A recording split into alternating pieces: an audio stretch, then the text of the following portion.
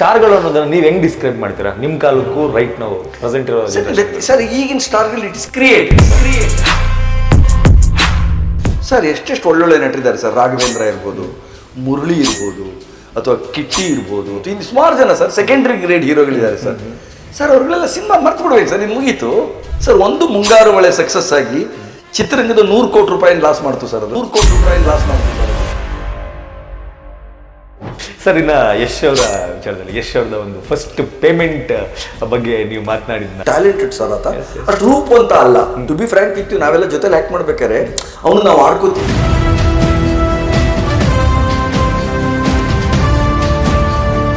ಆಮೇಲೆ ಇನ್ನೊಂದು ನಾನು ಕಂಡ್ರೆ ಹಾಗೆ ಸರ್, ಸಿನಿಮಾ ರಂಗದ ಸೀಕ್ರೆಟು, ಬೆಳೆದ ವ್ಯಕ್ತಿ ಸರ್ ತನ್ನ ಪ್ರಾರಂಭದಲ್ಲಿ ಸಪೋರ್ಟ್ ಮಾಡಿದವನು ಹತ್ರ ಸೇರಿಸಲ್ಲ ಸರ್. ಎಷ್ಟು ಜನ ರಾಜಕಾರಣಿಗಳು ಮಕ್ಕಳುಗಳನ್ನ ಹಾಕಿ ಸಿನಿಮಾ ಮಾಡಿ 7 ಕೋಟಿ 8 ಕೋಟಿ ಕಳ್ಕೊಂಬಿಟ್ಟಿದ್ದಾರೆ ಸರ್. ಬಟ್ ದೇವರದಿಂದ ಅವ್ರಿಗೆ ಬೇರೆ ಸೋರ್ಸ್ ಆಫ್ ಇನ್ಕಮ್ ಇದೆ, ಉಳ್ಕೊಂಡಿದ್ದಾರೆ. ಮಿಕ್ಕಿದವ್ರ ಕತೆ ಮನೆ ಮಠ ಮಾರ್ಕೊಂಡು ಅಡ್ರೆಸ್ ಇಲ್ಲದೆ ಹೊರಟೋಗಿದ್ದಾರೆ.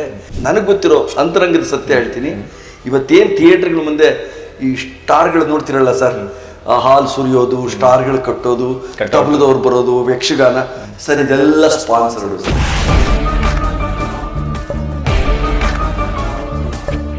ಫ್ಯಾನ್ಸ್ ವಾರ್ಗಳು ತುಂಬ ಜಾಸ್ತಿ ಆಗಿದೆ. ಒಬ್ಬ ನಟನ ಫ್ಯಾನ್ಸ್ಗಳಿಗೆ ಇನ್ನೊಬ್ಬ ನಟನ ಕಂಡ್ರೆ ಆಗಲ್ಲ. ಈಗ ನಮ್ಮ ಚಿತ್ರರಂಗ ತುಳಿಯೋಕ್ಕೆ ಬೇರೆ ಎಲ್ಲಿಂದನೋ ಬರಬೇಕಾಗಿಲ್ಲ, ನಮ್ಮವರು ಒಳಗಡೆನೆ ಚಿತ್ರರಂಗ ಜೊತೆಗೆ ಅಭಿಮಾನಿಗಳು ಅನ್ಸ್ಕೊಂಡವರು ಕೂಡ ಇತ್ತೀಚಿನ ಬಿಹೇವಿಯರ್ ನೀವು ನೋಡ್ತಾ ಇದ್ದೀರಾ. ರಾಜ್ಕುಮಾರ್ ಅವರು ವಿಷ್ಣುವರ್ಧನ್ ಇದ್ದ ಕಾಲದಲ್ಲೂ ಈ ಸ್ಟಾರ್ ವಾರ್ ಇತ್ತು ಸರ್, ನೋ ಡೌಟ್. ಇವತ್ತು ಪಾಪ ನಮ್ಗೆ ಅಯ್ಯೋ ಅನ್ಸುತ್ತೆ ಸರ್, ಒಂದು ಕಡೆ ದರ್ಶನ್ ಅಭಿಮಾನಿಗಳ ಸಂಘ, ಯಶ್ ಅಭಿಮಾನಿಗಳ ಸಂಘ, ಸುದೀಪ್ ಅಭಿಮಾನಿ ಸಂಘ, ಅವರೆಲ್ಲ 3 ಜನ ಸೇರಿ ಒಟ್ಟಿಗೆ ಕೂತ್ಕೊಂಡು ಗುಂಡಾಗ್ತಾರೆ ಸರ್. ಇವ್ರುಗಳೇ ಕಚ್ಚಾಡ್ಕೊಂಡು ಹೊಡೆದಾಡ್ಕೊಂಡು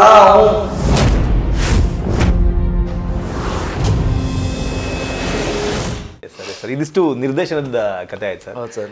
ನಟನೆ ಕಡೆಗೆ ಒಲವು ಹೇಳಿದಲ್ಲ ಸರ್, 2-3 ಸಿನಿಮಾ ಮಾಡಿದಾಗ ಒಂದೊಂದು ಪಾತ್ರಗಳನ್ನು ಮಾಡ್ತಾ ನಟನೆ ಕಡೆ ಒಲವಾಯ್ತು. ಸ್ಟಾರ್ಟ್ ಮಾಡಿದ್ರಿ, ನಟನೆ ಅದು ಹೆಂಗಾಯ್ತು ಅಂದ್ರೆ ಅದಕ್ಕೂ ನಾನು ಗ್ರೇಟ್ಫುಲ್ ಆಗಿರ್ಬೇಕಾದ್ರೆ ಟಿವಿ ಸೀರಿಯಲ್ಗಳಿಗೆ ಸರ್. ನನ್ನ ಟಿವಿ ಸೀರಿಯಲ್ ಹೀರೋ ಆಗಿ ಮಾಡಕ್ಕೆ ಶುರು ಮಾಡ್ಬಿಟ್ರು ಸರ್. ಓಕೆ. ಆಮೇಲೆ ನನ್ನ ಜೊತೆ ಸಣ್ಣ ಸಣ್ಣ ಲಕ್ಷಣವಾಗಿರೋ ಹೆಣ್ಮಕ್ಳು ಹೀರೋಯಿನ್ಗಳಾಗಿರೋರು. ಹಾಗೆ ಈ ಚಿತ್ರರಂಗದ ಕೆಲವರಿಗೆ ಟಿವಿ ಸೀರಿಯಲ್ ಅಂದರೆ ಸೂತಕದ ಮನೆ ಇದ್ದಂಗೆ. ಆಗ ವಿಜಯ ರೆಡ್ಡಿಗೆ, ಭಾರ್ಗವಂಗೆ ದೂರದರ್ಶನವ್ರು ಕರೆಯೋರು, ಬನ್ನಿ ಸಿನಿಮಾ ಡೈರೆಕ್ಟ್ ಮಾಡಿ ಅಂತ. ಅವ್ರ ದೃಷ್ಟಿಲಿ ಸಿನಿಮಾದಲ್ಲಿ ಅಷ್ಟು ಹೆಸರು ಮಾಡಿ ಸೀರಿಯಲ್ ಮಾಡೋದು ಅಂದ್ರೆ ಅದೊಂಥರ ಡಿ ಗ್ರೇಡ್ ಥರ. ಯಾರೋ ಬೆನ್ಸ್ ಕಾರ್ ಓಡಿಸೋನೇ ನಿಂತು ಒಂದು ಆಟೋ ಓಡಿಸಪ್ಪ ಅಂದ್ರೆ ಅವ್ನಿಗೆ ಹೆಂಗೆ ಮನ್ಸು ಬರುತ್ತೆ? ಪ್ರಮೋಷನ್ ಅಲ್ಲ, ಡಿಮೋಷನ್ ಅಲ್ವಾ? ಹಾಗಾಗಿ ಯಾರು ಬರ್ತಿರ್ಲಿಲ್ಲ ಸರ್. ನಾನು ಅದನ್ನೆಲ್ಲ ತಲೆಯಿಂದ ಕಿತ್ತು ಪಕ್ಕಕ್ಕಿಟ್ಟು ಇಲ್ಲಿ ಬಂದ್ಬಿಟ್ಟೆ. ನನಗೆ ಇಲ್ಲಿ ಸೀರಿಯಲ್ಗಳಲ್ಲಿ ಅವಕಾಶ ಸಿಗೋ ಶುರು ಆಗ್ಬಿಡ್ತು. ಅವಾಗ ಈ ಹೀರೋಗಳಿಗೆಲ್ಲ ಬೇರೆ ಕೆಲಸ ಇಲ್ಲ ಸರ್, ಫ್ರೀ ಅಂದ್ರೆ ಮನೇಲಿ ಟಿವಿ ನೋಡ್ಕೊಂಡು ಕುತ್ಕೋಬೇಕು. ಇದ್ದಿದ್ದೆ 3 ಚಾನಲ್, ಉದಯ ಟಿವಿ, ಈ ಟಿವಿ, ಚಂದನ. ಈಗಿನ ಥರ 30 ಚಾನಲ್ ಇರಲಿಲ್ಲ ಆಗ. ನಮ್ಮ ಚಾನಲ್ಗಳು ನಮ್ಮ ಸೀರಿಯಲ್ಗಳೆಲ್ಲ ನೋಡೋರು. ಕೌಶಿಕ್ ಹೀರೋ, ಮನೆಯಲ್ಲೆಲ್ಲ ಅಸಿಸ್ಟೆಂಟ್ ಡೈರೆಕ್ಟರ್ ಅದು ಇದು. ಆಮೇಲೆ ನನ್ನ ಜೊತೆ ಲಕ್ಷಣವಾಗಿರೋ ಹೆಣ್ಮಕ್ಳುಗಳು ಆ್ಯಕ್ಟ್ ಮಾಡೋರು, ಫೋನ್ಗಳು ಬರೋದು ಅಸೋಸಿಯೇಟ್ಗಳಿಂದ. ಕೌಶಿಕ್ ನೆನ್ನೆ ನಿಮ್ಮ ಸೀರಿಯಲಲ್ಲಿ ಹುಡುಗಿ ಆ್ಯಕ್ಟ್ ಮಾಡಿದ್ಲಲ್ಲ ಉಷಾ ಅಂತ, ಅವ್ರದ್ದು ಅಡ್ರೆಸ್ ಕೊಡ್ತೀರಾ? ಹಾಗೆ ಒಂದು ಮಾತು ಹೇಳ್ತೀರಾ? ನಮ್ಮ ಮನೆಗೆ ಕರೆಸಿ. ಹೀಗೆ ಕಡೆಗೆ ರವಿಚಂದ್ರನ್ ಒಂದ್ಸತಿ ಹೇಳಬಿಟ್ರು, ಕೌಶಿಕ್ ನಿನ್ನ ಜೊತೆ ಯಾರೋ ಹುಡುಗಿ ಮಾಡಿದ್ದಾಳಲ್ಲೋ ಅಪ್ಸರಾ ಅಂತ, ಅವಳು ಸತಿ ನನ್ಗೆ ಅಡ್ರೆಸ್ ಕೊಟ್ಟು ಕಳಿಸೋ ಒಂದು. ಅವ್ರ ಅಪ್ಪಂಗೆ ಹೇಳಿದ್ರು ಖುಷಿ. ಅವಳೇ ಯಾರಪ್ಪ ಅಂದರೆ ವಿಜಯಲಕ್ಷ್ಮಿ. ಓಕೆ. ಸೊ ರವಿಚಂದ್ರನ್ ಅವಳ ಮಗನ್ನ ಅವನ ತಮ್ಮನ ಜೊತೆ ಅವಳನ್ನ ಹಾಕೊಂಡು ಸಿನಿಮಾ ಮಾಡಿದ್ರು. ಬಟ್ ಸಿನಿಮಾ ಮುಗಿಲೇ ಇಲ್ಲ ಬಿಡಿ.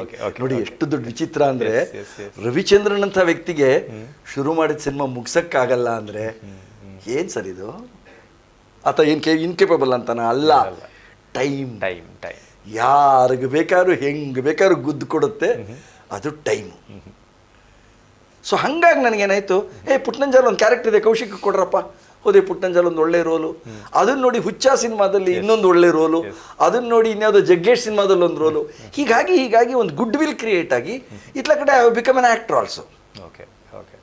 ಸರ್ ಒಂದು ಕಾರಣ ಗೊತ್ತಿಲ್ಲ ಸರ್, ನೀವು ಮಳೆಯಿಂದ ಬಿದ್ದಿರೋ ಯಾವ ಹನಿ ಪೈರು ಬರೋಕ್ಕೆ ಕಾರಣ ಸರ್?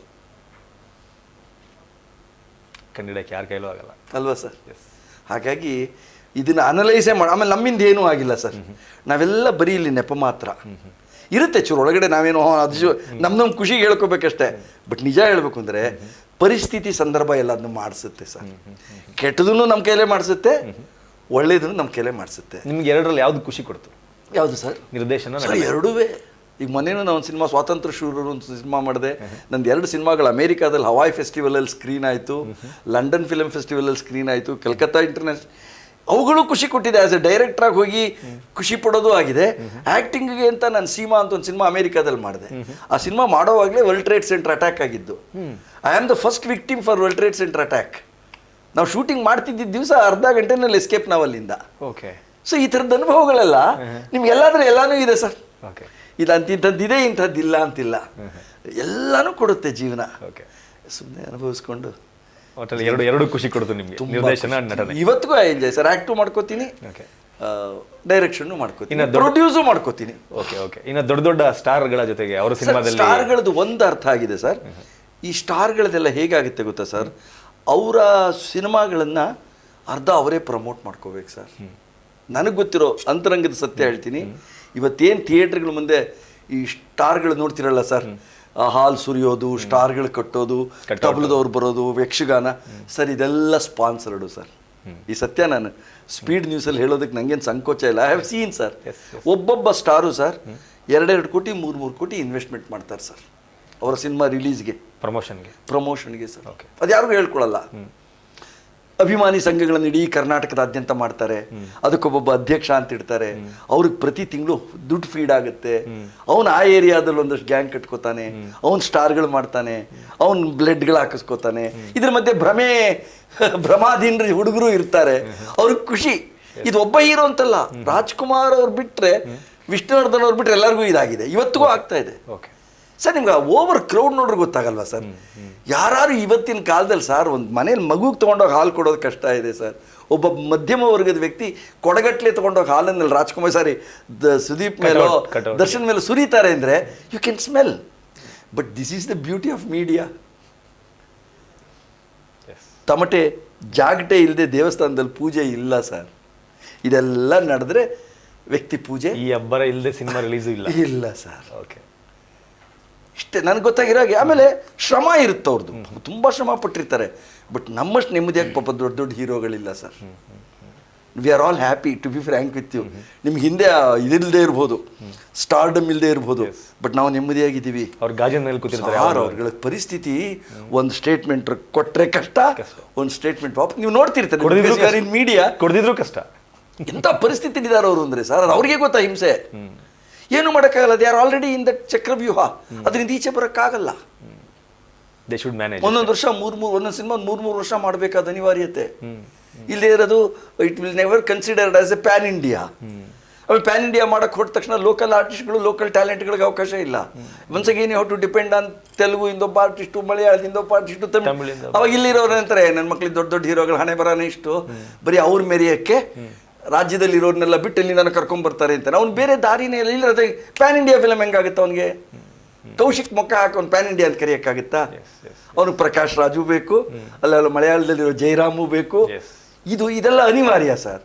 ಹಾಗಾಗಿ ಇಲ್ಲೆಲ್ಲ ಸರ್, ಇಲ್ಲಿ ಯಾರು ಮಾಡೋದು ತಪ್ಪಲ್ಲ, ಯಾರು ಮಾಡೋದು ಸರಿಯಲ್ಲ, ಪರಿಸ್ಥಿತಿಗೆ ಅಷ್ಟೇ ಸರ್. ವಿ ಆರ್ ಆಲ್ ನಾನು ಎಲ್ಲಾದ್ರೂ ಸರಿ ಅಂತ ನಾನು ಒಪ್ಕೊಳ್ಳೋದೇ ಇಲ್ಲ ಸರ್. ನನ್ನ ಅನುಕೂಲಕ್ಕೆ ನಾನು ಬದುಕ್ತಾ ಇದ್ದೀನಿ, ಹೋಗ್ತಾ ಇದ್ದೀನಿ. ಒಬ್ರಿಗೆ ಅನ್ಯಾಯ ಮಾಡದೇ ಇದ್ರೆ ಸಾಕಷ್ಟೇ. ಅದರ್ವೈಸ್ ನೀವೇನು ಮಾಡಿದ್ರು ತಪ್ಪಿಲ್ಲ. ಸ್ಟಾರ್ಗಳು ಅನ್ನೋದನ್ನು ನೀವು ಹೆಂಗೆ ಡಿಸ್ಕ್ರೈಬ್ ಮಾಡ್ತೀರಾ ನಿಮ್ಮ ಕಾಲಕ್ಕೂ ರೈಟ್ ನಾವು ಪ್ರೆಸೆಂಟ್ ಇರೋ ಸರ್? ಈಗಿನ ಸ್ಟಾರ್ಗಳು it is created sir. Okay, ಆಗದು ಆನರ್ಡ್. ಇವಾಗ ರಾಜ್ಕುಮಾರ್ದು ಸಕ್ಸಸ್ ಇದೆಯಲ್ಲ ಸರ್, ಅದು ಜನ ಕೊಟ್ಟಿದ್ದು.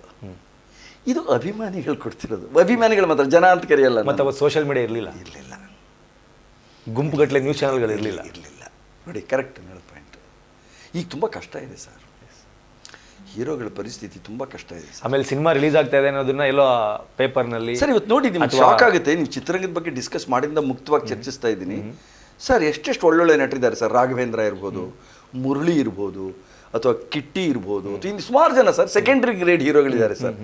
ಸರ್ ಅವ್ರಿಗೆಲ್ಲ ಸಿನಿಮಾ ಮರ್ತು ಬಿಡ್ಬೇಕು ಸರ್, ಇದು ಮುಗೀತು. ಅವ್ರು ನಿಟ್ ಸಿನಿಮಾ ಮಾಡೋರೇ ಇಲ್ಲ ಸರ್. ಪ್ಯಾನ್ ಇಂಡಿಯಾ ಮಾಡಬೇಕು ಅಂದ್ರೆ ಮತ್ತೆ ತಿರ್ಗಾ ಅಷ್ಟು ದೊಡ್ಡ ಬಡ್ಜೆಟ್ ಬೇಕು. ಅವ್ರ ಮೇಲೆ ಆ ಬಡ್ಜೆಟ್ ಯಾರು ಹಾಕಲ್ಲ. ಅದು ಸುದೀಪ್ ಮೇಲೆ, ಇಲ್ಲ ನಮ್ಮ ದರ್ಶನ್ ಮೇಲೆ, ಇಲ್ಲ ಯಶ್ ಮೇಲೆ ಹಾಕಬೇಕು. ಅವ್ರುಗಳೆಲ್ಲ 3 ವರ್ಷಕ್ಕೆ ಒಂದೊಂದು ಸಿನಿಮಾ ಬಂದ್ಬಿಟ್ಟಿದ್ದಾರೆ. ಇದನ್ನ ಏನಂತ ಕರೀತೀರಾ ಸರ್? ಸರ್ ಇದು ಮಾಯಾಮೃಗ ಸರ್. ಓಕೆ, ಸೀತೆ ಹೇಗೆ ಹೋಗಿ ಚಿನ್ನದ ಜಿಂಕೆ ನೋಡಿ ಆಸೆ ಪಟ್ಟು ಟ್ರಬಲ್ಗೆ ತಗಲಾಕೊಂಡ್ಲೋ, ನಮ್ಮೆಲ್ಲರ ಹಣೆ ಬರ ಇದೆ ಸರ್. ಮಾಯಾಮೃಗದ ಹಿಂದೆ ಹೋಗ್ತಾ ಇದೀವಿ. ಇದು ಹಿಂಗೆ ಹೋದ್ರೆ ಏನಾಗ್ಬೋದು ಅನ್ಸುತ್ತೆ ನಿಮಗೆ? ಸರ್ ಇಲ್ಲ, ಇರುತ್ತೆ. ಚಿತ್ರರಂಗ ಯಾವತ್ತೂ ಸಾಯಲ್ಲ ಸರ್. ಯಾಕೆಂದ್ರೆ ನಾವು ಕನಸುಗಳನ್ನು ಮಾರ್ತೀವಿ. ಹೋಟ್ಲಲ್ಲಿ ಊಟ ತಿಂಡಿ ಮಾರ್ತಾರೆ, ಕನಸುಗಳನ್ನು ಮಾರೋರು ಸಿನಿಮಾದವರು ಮಾತ್ರ. ಕನಸುಗಳನ್ನು ಮಾರೋದು ಸುಲಭ. ನಿಮ್ಗೆ ಹೋಟ್ಲ್ ಊಟ ತಿಂಡಿ ರುಚಿ ಇದ್ರೆ ಮಾತ್ರ, ಕನಸಿಗೆ ರುಚಿ ಇರಬೇಕು ಅಂತಿಲ್ಲ. ಭ್ರಮೆನಲ್ಲಿ ನಿಮ್ಮನ್ನು ತಳ್ಳಿದ್ರಾಯ್ತಲ್ಲ ಸರ್. ಒಂದು ಮುಂಗಾರು ಮಳೆ ಸಕ್ಸಸ್ ಆಗಿ ಚಿತ್ರರಂಗದ 100 ಕೋಟಿ ರೂಪಾಯಿನ ಲಾಸ್ ಮಾಡ್ತು ಸರ್. ಅದು ಒಂದು ಸಕ್ಸಸ್ಸು ಇನ್ನು 100 ಕೋಟಿ ರೂಪಾಯಿನ ರಸ್ತೆಗೆ ಕರ್ಕೊಂಬಂದು ಬಿಟ್ಬಿಡ್ತು. ಅದನ್ನು ನೋಡಿದ ದೊಡ್ಡ ದೊಡ್ಡ ರಿಯಲ್ ಎಸ್ಟೇಟ್ ಓನರ್ಗಳು, ಆಮೇಲೆ ಬೇರೆ ಬೇರೆ ಬಿಸ್ನೆಸ್ಸಲ್ಲಿರೋರು, ಇನ್ಫೋಸಿಸಲ್ಲಿರೋರು, ಇಷ್ಟೊಂದು ಸಿನಿಮಾ ಇದೆ ಆ ಸಿನಿಮಾದಲ್ಲಿ ಅಂತ ಬಂದರು. ಅವ್ರುಗಳೆಲ್ಲ 50 ಸಿನಿಮಾ ಮಾಡಿ 100 ಕೋಟಿ ಕಳ್ಕೊಂಡ್ರು. ಸೊ ಒಂದು ದೊಡ್ಡ ಸಿನಿಮಾ ಸಕ್ಸಸ್ಸು ಚಿತ್ರರಂಗನ ಹಾಳು ಮಾಡುತ್ತೆ ಅನ್ನೋ ಸತ್ಯ ಹೇಳಿದ್ರೆ ನೀವು ನನ್ನ ಬಗ್ಗೆ ನಗ್ತೀರಾ, ಬಟ್ ಇದು ವಾಸ್ತವಿಕ ಸತ್ಯ. ಇಲ್ಲ, ವಾಸ್ತವಿಕ ಸತ್ಯ. ಅಂದರೆ 2025ರಲ್ಲಿ 260ಕ್ಕಿಂತ ಹೆಚ್ಚಿನ ಸಿನಿಮಾಗಳು ರಿಲೀಸ್ ಆಗಿದೆ, ಬಟ್ ಕನ್ನಡದಲ್ಲಿ ಗೆದ್ದಿರೋದು 2 ಸಿನಿಮಾ.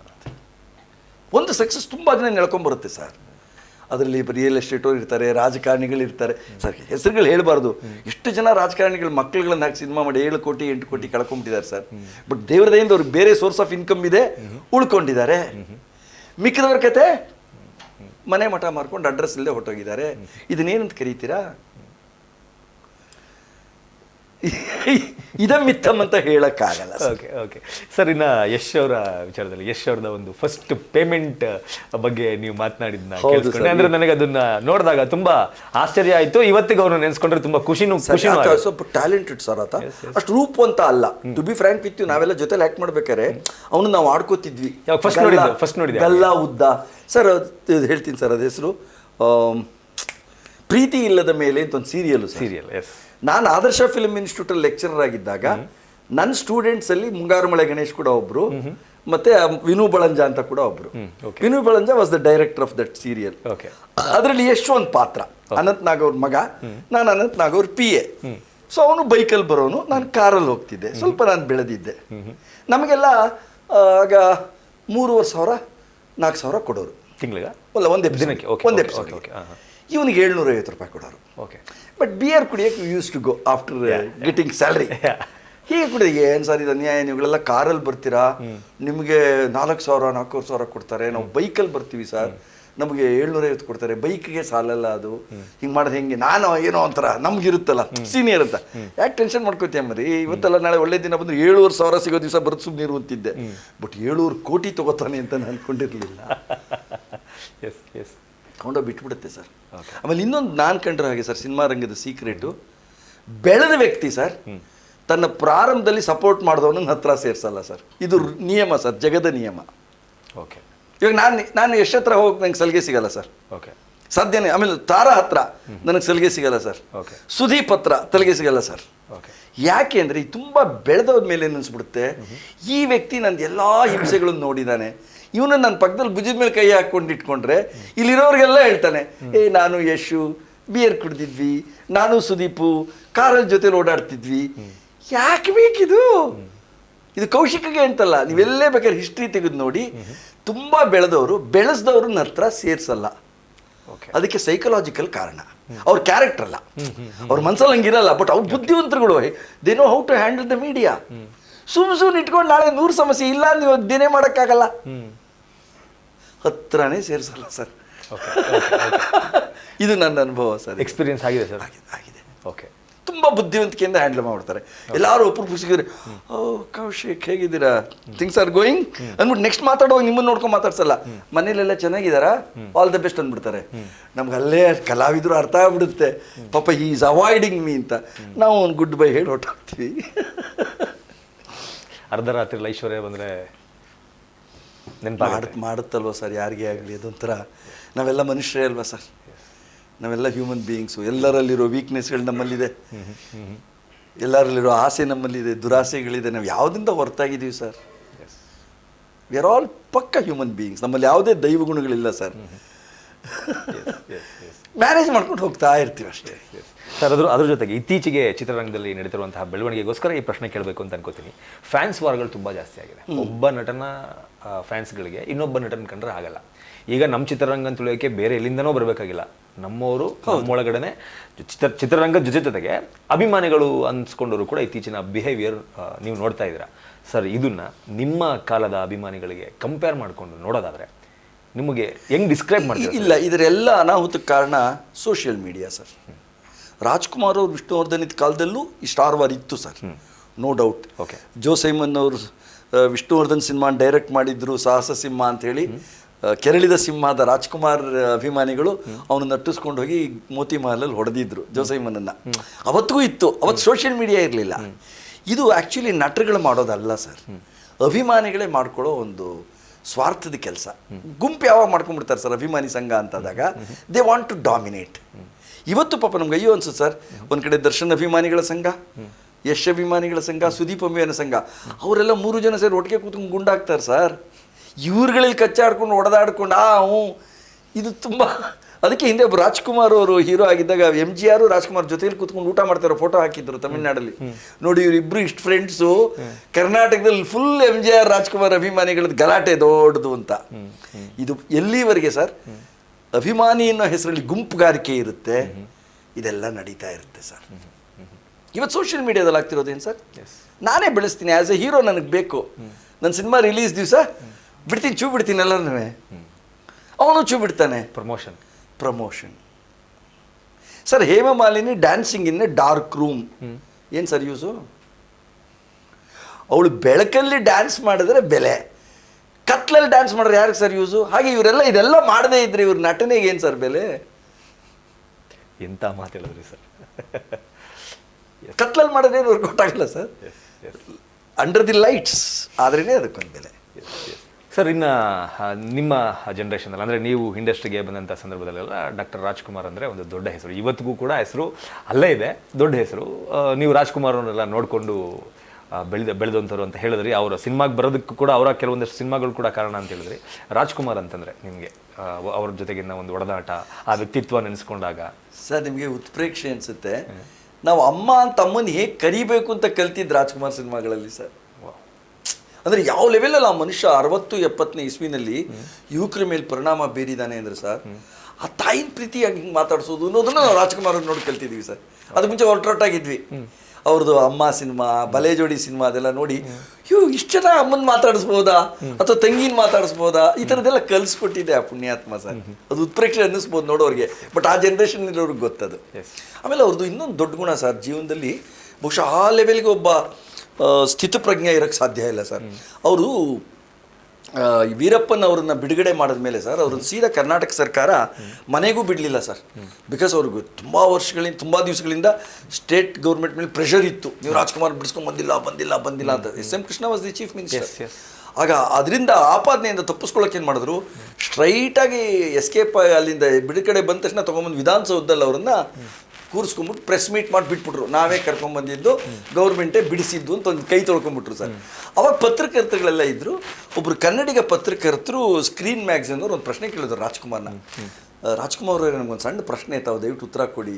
ಏನು, ಕರ್ನಾಟಕದಲ್ಲಿ ಎಷ್ಟು ಜನ ಹಣವಂತರು, ಹೆಸರಿರೋರು, ಉದ್ಯಮಿಗಳು ಎಲ್ಲ ಇದ್ದಾರೆ, ರಾಜಕಾರಣಿಗಳು, ಚಾಮರಾಜನಗರ ಏರಿಯಾದಲ್ಲೇ ದೊಡ್ಡ ದೊಡ್ಡ ರಾಜಕಾರಣಿಗಳಿದ್ದಾರೆ, ಅವರೆಲ್ಲರನ್ನು ಬಿಟ್ಟು ರಾಜ್ಕುಮಾರ್ನೇ ಯಾಕೆ ವೀರಪ್ಪನ ಹಾರಿಸ್ಕೊಂಡು ಹೋದ ಅನ್ನೋದು ದಂತ ಪ್ರಶ್ನೆ. ಅದು ನಿಮಗೆ ಯಾವತ್ತೂ ಅನ್ನಿಸ್ಲಿಲ್ವಾ, ಏನಪ್ಪ 6 ಕೋಟಿ ಇರೋ ಈ ಕರ್ನಾಟಕದಲ್ಲಿ 6 ಕೋಟಿ ಜನನ ಬಿಟ್ಟು ರಾಜ್ಕುಮಾರ್ನೇ ಯಾಕೆ ವೀರಪ್ಪನ ಎತ್ಕೊಂಡು ಹೋದ, ದೇವರೇ ನಿಂಗೆ ನನ್ನ ಮೇಲೆ ಕರುಣೆ ಇಲ್ವಾ ಅಂತ ನಿಮ್ಗೆ ಒಂದು ದಿವಸ ದೇವ್ರನ್ನ ಪ್ರಶ್ನೆ ಮಾಡಲಿಲ್ವಾ ಸರ್? ಅಲ್ಲಿ 3 ತಿಂಗಳು ಇದ್ರಲ್ಲ ಕಾಡಲ್ಲಿ. ಅದಕ್ಕೆ ರಾಜ್ಕುಮಾರ್ ಒಂದು ಸಣ್ಣದೊಂದು ನಿಟ್ಟುಸಿರು ಬಿಟ್ಟು ಸರ್ ಒಂದು ಉತ್ತರ ಕೊಟ್ಟರು. ಅದು ನಿಜಕ್ಕೂ ಸರ್ ಅವ್ರ ಬಗ್ಗೆ ಗೌರವ ಹೆಚ್ಚಾಗೋದಕ್ಕೆ ಅದೇ ಕಾರಣ. ಆಮೇಲೆ ನಮಗದೊಂದು ಲೀಡಿಂಗ್ ಲೈಟ್ ಸರ್, ನಾವು ಹೆಂಗೆ ಜೀವನ ತಗೋಬೇಕು ಅನ್ನೋದಕ್ಕೆ.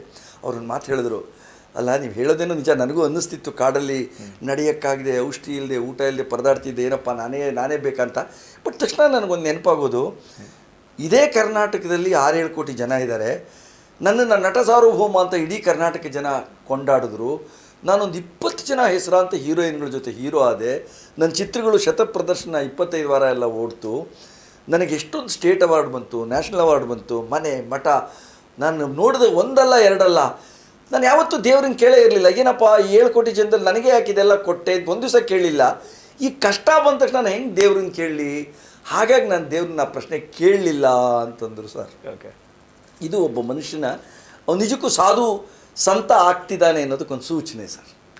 ಇಲ್ಲದ್ರೆ ಆ ಪರಿಕಲ್ಪನೆ ಬರಲ್ಲ. ಇವಾಗ ನಮ್ಗಳಲ್ಲೇ ಸರ್, ಈಗ ನಾನು ಸರ್ ತುಂಬ ಸಂತೋಷವಾಗಿರೋ ವ್ಯಕ್ತಿ. ನನ್ನ ಹತ್ರನೂ ಒಂದು ಇಂಪೋರ್ಟೆಡ್ ಕಾರ್ ಇದೆ, ಮನೆ ಇದೆ, ಫಾರಮ್ ಹೌಸ್ ಇದೆ, ಸುಂದರವಾದ ಜನಗಳ ಪರಿಚಯ ಇದ್ದಾರೆ, ಪ್ರಪಂಚ ಎಲ್ಲ ಸುತ್ತಿದ್ದೀನಿ. ಯಾವುದೋ ಒಂದು ಸಣ್ಣ ಪ್ರಾಬ್ಲಮ್ ಆಗ್ಬಿಟ್ರೆ ಏನಪ್ಪ ಇದು ಬ್ಯಾಡ್ ಲಕ್ ಹಿಂಗೆ ಆಗೋಯ್ತಲ್ಲ ಅಂತ ಸುಮ್ಮನೆ ಕೊರಗ್ತೀನಿ ಸರ್. ಇಷ್ಟೆಲ್ಲ ಒಳ್ಳೇದಾಗಿರೋದಕ್ಕೆ ಒಂದು ದಿವಸನೂ ದೇವ್ರಿಗೆ ಥ್ಯಾಂಕ್ಸ್ ಹೇಳಿದೆ. ಏನೋ ಒಂದು ಸಣ್ಣದಾಗಿ ಎಡವು ಬಿಟ್ಟೆ ಅಂದ್ಬಿಟ್ಟು ದೇವ್ರಿಗೆ ನಾನು ಕ್ವಶನ್ ಮಾಡೋಕ್ಕೆ ಶುರು ಮಾಡಿದ್ರೆ where I will go sir. ಇದನ್ನು ಕನ್ನಡಿಯಷ್ಟೇ ಸ್ಪಷ್ಟವಾಗಿ ತೋರಿಸ್ಕೊಟ್ಟಿದ್ದು ಡಾಕ್ಟರ್ ರಾಜ್ಕುಮಾರ್ ಸರ್. ಇದು ಪ್ರತಿಯೊಬ್ಬರು ಜಾತಿ, ಧರ್ಮ, ಮತ, ಅಂತಸ್ತು ಯಾವುದೂ ಅಡ್ಡಿ ಬರದೆ ಯೋಚನೆ ಮಾಡಬೇಕಾಗಿರೋ ಒಂದು ಮೂಲಭೂತ ಪ್ರಶ್ನೆ ಇದು ಸರ್. ಪ್ರತಿಯೊಬ್ಬರು ಮೂಡಿಸ್ಕೋಬೇಕಾದ ಪ್ರಶ್ನೆ ಸರ್ ಇದು. ಓಕೆ, ಅದನ್ನು ಕೇಳಿದ ತಕ್ಷಣ ನಿಮಗೆ ಏನು ಫೀಲ್ ಆಯ್ತು? ಒಂಥರ ಹೆಂಗೆ ಸಾಧ್ಯ? ಬಹುಶಃ ಇದೇ ಪರಿಪಕ್ವತೆ ಅನಿಸುತ್ತೆ. ಬಹುಶಃ ರಾಜ್ಕುಮಾರ್ ಈ ಮಾತು ಒಂದು 25 ವರ್ಷದ ಹಿಂದೆ ಕೇಳಿದ್ರೆ ಬರ್ತಿರ್ಲಿಲ್ಲ. ಇಲ್ಲ, ಅದು ನೋವು, ನಲಿವು, ಸಂತೋಷ, ದುಃಖ ಎಲ್ಲ ನೋಡ್ಬಿಟ್ರಲ್ಲ, ಆ 3 ತಿಂಗಳುಗಳ ಕಾಡಿನ ವನವಾಸ ಎಲ್ಲ ಅವ್ರಲ್ಲಿ ಜಿಜ್ಞಾಸೆ ಒಳಗಡೆ ಶುರುವಾಗುತ್ತೆ. ಗ್ರೈಂಡಿಂಗ್ ಮಿಷಿನ್ ಬ್ರೈನು ಏನೇನಾಯಿತು ಎಲ್ಲ ತೆಗೆದು ಆರ್ದು ಒಂದು ರಿಸಲ್ಟ್ ಈಚೆ ಬಿಡುತ್ತೆ ಸರ್. ಆ ರಿಸಲ್ಟೇ ಈ ರೀತಿಯ ಒಂದು ಚಿಂತನೆ ಅಂತ ನನಗನ್ಸುತ್ತೆ. ವ್ಯಕ್ತಿತ್ವ ರೂಪಿಸ್ಕೊಳ್ಳೋಕೆ ಕಾರಣ ಆಗುತ್ತೆ. ಹೌದು ಸರ್.